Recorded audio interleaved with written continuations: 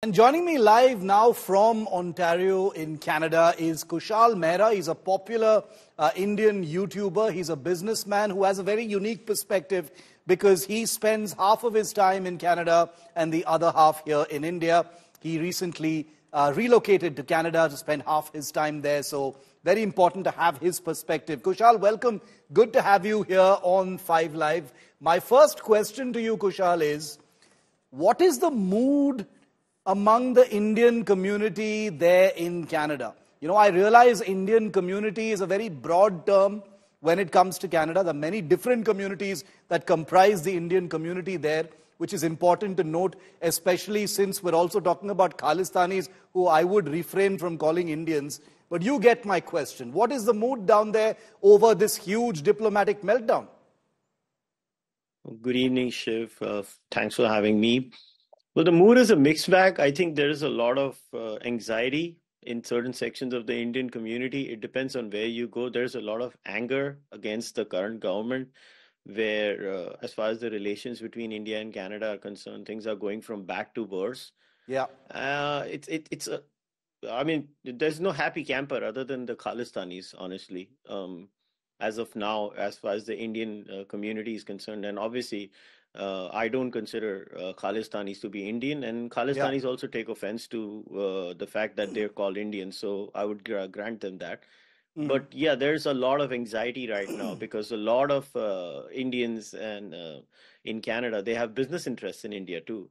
And not just business interests, just family interests. They want to go and visit their families. They want things to be normal. On top of that, multiple religious places in Canada have constantly been desecrated by Khalistani elements, and it's been going on for a while. And on top of that, considering that India, Canada now are on the verge of a complete diplomatic breakdown, a lot of members, especially of the Hindu Canadian community, they're really worried about the repercussions of that on their own families over here, because the message being sent by the Canadian government to the larger Indian community is that we will throw you all under the bus for a few Khalistanis.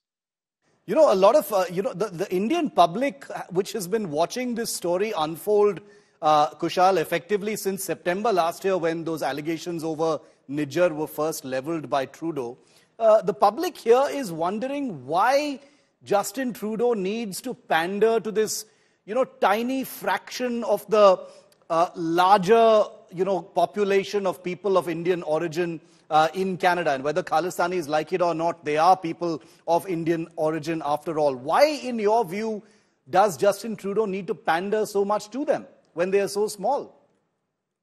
Yeah, I mean, before I explain that, there's a famous line in Hindi and Punjabi, kuch shahar, I mean, I'm going to use the Hindi one, kuch shahar ke log bhi zalim the, kuch hame bhi marne ka shauk tha. So I think the reality is somewhere between that. Listen, the Canadian electoral system has been very systematically hijacked by the Khalistanis since the 1980s. I mean, I don't know how many Indians know, but the Canadians, when they decide who's going to fight in a particular constituency, which they call a riding here in Canada, they have to go through the process of a primary. And the Khalistanis have pretty much rigged the primaries of the Liberal and the NDP especially, not so much of the Conservative Party of Canada. I don't know if you know about this, Shiv, but in Canada, let's say if you came here as a tourist and there is a Liberal Party nomination election happening for a particular constituency, let's say St. John's in Toronto or any other spot, right? What if I told you you can vote for that? Really? So basically the entire system is hijacked, and the representation that comes to the government, especially inside the Liberals and the NDP, is only a Khalistani. And then when they talk about India, the Khalistanis pressurize them and they have a disproportionate say in affairs. Yeah. Now, why does the Canadian government listen to these people? That's the reason. And then on top of that, there is a culture of intimidation. If journalists or social commentators like me, if we try to talk about this in the open, the Khalistanis even resort to violence at times. Yeah. In Canada. I mean, we've had a history of attacks on Indian journalists going all the way back to Balraj Dale in Canada. And many other, Tara Singh here, Balraj Dale, and many other cases have happened where. So the community does not, take the next step of speaking against the Khalistanis because they're Yeah. scared of physical repercussions. Then there are business repercussions. And Khalistanis have their plants everywhere. I mean, they have even entered some Hindu temples, by the way. Yeah, it's very hard to believe. But they're even, part of Hindu temples. And if the Hindu temples try to speak, there are repercussions there. And now the intimidation are in the form of graffiti outside the temple. It's a message being sent to everyone. So basically, I think most of the time people get scared, so they don't speak up, and the politicians only hear one side of the story from the Khalistanis, and they assume, let's just go here because they will get us the block vote, which they Yeah. think is working for them. What do you think India should do, Kushal, at this point of time? India has already pushed back very aggressively. The country has expelled the Canadian High Commissioner and 4 other people who have to leave, in a couple of days from now. That's their deadline. But as suspense remains over what the next escalation might be, and I just saw that CBC had platformed Gurpatwant Singh Pannu, who is a designated Indian terrorist. What do you think India should do? Should it be sanctions on trade? Should it be something economic? What's your view? As far as I'm concerned, I think I would like the Indian government to, first of all, make the line in the sand very clear that if you are a sympathizer of Khalistan or an actual Khalistani, you do not get the benefits of the OCI. I think Yeah. we should start at that. There have been some OCIs that have been cancelled, but I think the Indian government needs to up the ante over there.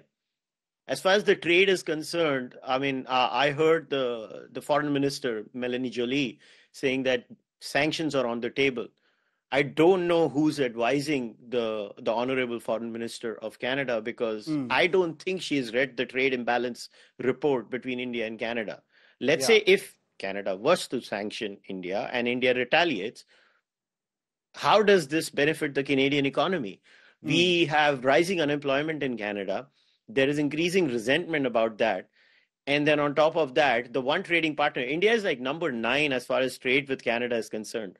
So I think as of now, if the Canadian foreign minister is threatening sanctions, I think the Indian government should help them. And Yeah. maybe, few trade deals should be, put on hold. I've heard from my sources in Canada that there was a business delegation from Ontario that was scheduled to visit India, the province of Ontario, which is the premier is Doug Ford from the Progressive Conservative Party. Maybe the Indians should not trade with Ontario for a while. At the end of the day, we should grant them what they want, right? Yeah. So as far as I'm concerned, I guess this is what I would expect from the Indian government. Cancel OCIs, stop trade. And by the way, there are Canadian politicians of Indian origin. Yeah. I mean, Khalistani origin. And they have significant investments in Punjab too. Maybe the Indian government could look into that too. Final question, Kushal, before I let you go is, we've been reporting and, via social media, via local media reports, via Canadian influencers about how, how many scandals and problems, domestic problems currently preoccupy Justin Trudeau.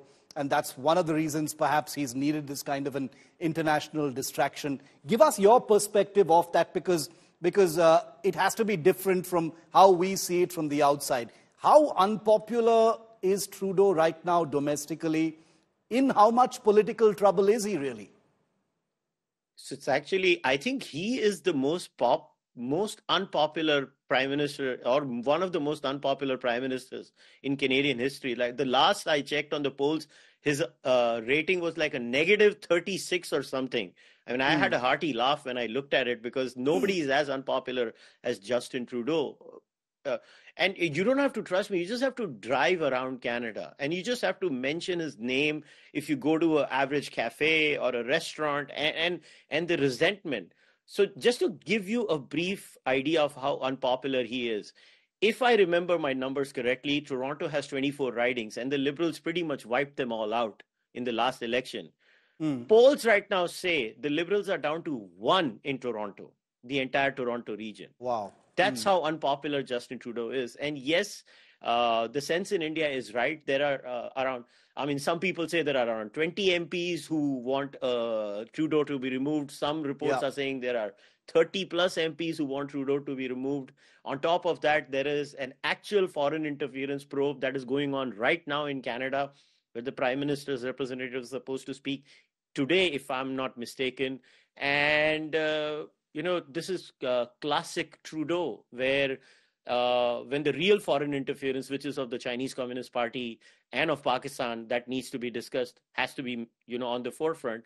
You bring in the India bogey because Trudeau, I mean, I don't know how many people noticed Trudeau's press conference. He specifically tried to segregate and separate the rest of the South Asian community and the Sikh community.